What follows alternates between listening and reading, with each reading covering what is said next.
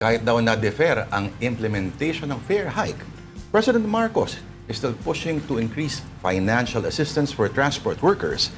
He also reiterated that government is exploring ways to lower food prices with enough supply. Details of said relief plan from our Mojo in Malacanang, Julie Baiza. Julie, magandang hapon sa iyo. Magandang hapon, Lord Denise. Tiniyak nga ni Pangulong Bongbong Marcos sa pagharap kanina sa media sa Bataan na patuloy na bibigyan ng tulong at dadagdagan pang subsidy para sa mga manggagawa sa sektor ng transportasyon. Sa gitna nga yan ng ikinasang tigil pasada ng mga tsuper ng jeepney ngayong araw para idaing yung pagsirit ng mataas na presyo ng produktong petrolyo. Kasabay pa ng naunang suspensyon ng Pangulo sa fare hike na sana ipatutupad nga ngayong araw. Ayon kay PBBM, alam naman daw niya na kailangan ng transport sector, ng mga transport workers ng tulong at marami rin daw kasing inaasahang magbabiyahe lalo na ngayong paparating yung Holy Week. Kaya daw hindi naman sila tumitigil sa pagkilos para sa kanila. Ang sabi pa ng Pangulo, kailangan nga hindi lang para sa mga driver kundi para sa mga commuter na masiguro na makakasama raw ng mga kababayan natin yung kanilang pamilya sa darating na Holy Week.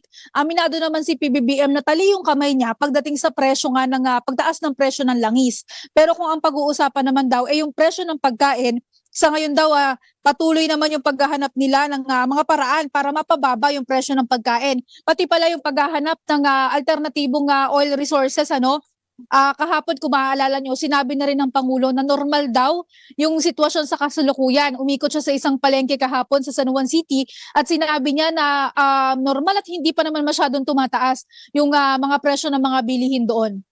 Sanay siyang mamalengke kasi kaya alam niya yung mga presyo.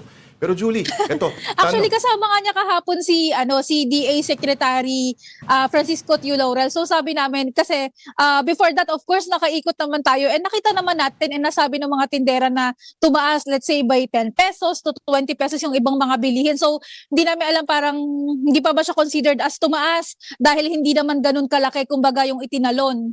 Uy, malaki yun sa Oo, ordinaryong Pilipino, ang dagdag na 10 piso sa kada paniwalaan natin siya. Pero Julie, ano tong sinasabi ng Pangulo na hindi niya raw alam kung kailan gagamitin? Yes. Itong minadali na kapangyarihan na binigay sa kanya ng both chambers of Congress.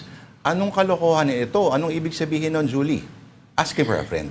Ang sabi niya kasi kahapon, nakadepende pa raw yan sa magiging sitwasyon. Yun yung sinagot niya nung tinanong namin siya dahil nga kahapon pumasa na sa both houses, sa Kamara at saka sa Senado.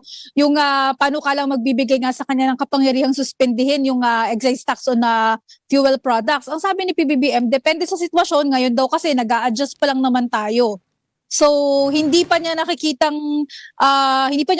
na kailangan ng gamitin yung kapangyarihan na yun kahit na siya mismo yung humiling or nag-certify as urgent doon sa panukala. Eto, Julie, maiba ako. Ay, actually, related, May reaction ba ang palasyo doon naman sa komento ni Senator Amy na nakakalito nga daw tapos ginulo daw sila sa hanggang... GC. Oo, wala daw bang GC? Oo. Nakita nga natin yun, hiningan na rin namin ng komento pero wala pang sagot sa ngayon ang palasyo. Hindi rin kasi humarap, wala pang briefing ngayon si Yusek Claire. Si Pangulo din kasi sunod-sunod yung events today. Ngayon, meron siyang possible na pagsalubong sa mga OFWs mula naman sa UAE. Teka, wala akong masabi dun sa na yun Oo. Julie Baiza, may tanong ka ba kay Julie? Okay na, Julie. Gusto ko lang malaman anong reaksyon nila dahil madami ang nalilito. Ito reaction Wala ko. pa. Oo. Okay. So mamaya mukhang sasalubong, May possible attendance, Hindi pa natin ma-sure ngayon kung matutuloy na sumalubong. Kinakabahan ako pag sinabing okay yung mga sa mga ganyan. Yung father niya noon, nire-research ko nga kahapon, 1973, talagang nag-anticipatory yung mga desisyon talaga. Hindi na naghihintay ng in place yung mga bagay-bagay kasi bagay martial law kasi noon Anyway, sana hindi magkaroon ng idea ang ibang tao. Maraming salamat ang ating Mojo sa Malacanang, Julie Baiza. Thanks, Julie.